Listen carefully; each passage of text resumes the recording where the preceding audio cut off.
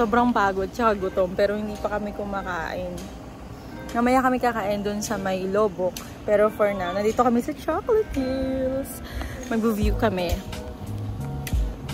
Magmerienda muna kami ng burger at ng tubig.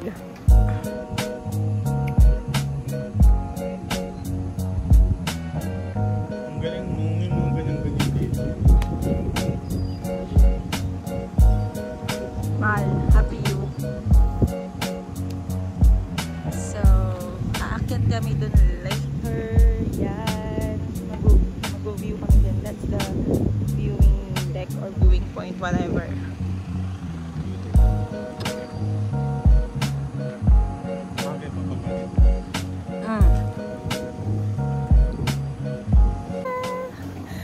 So, nakapag-recharge na kami ng very light. My God, nangitim ako sa ATV. Grabe.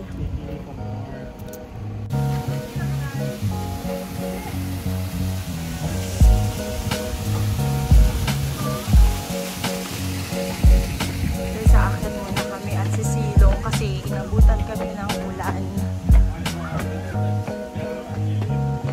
Yeah, so this is 200 steps.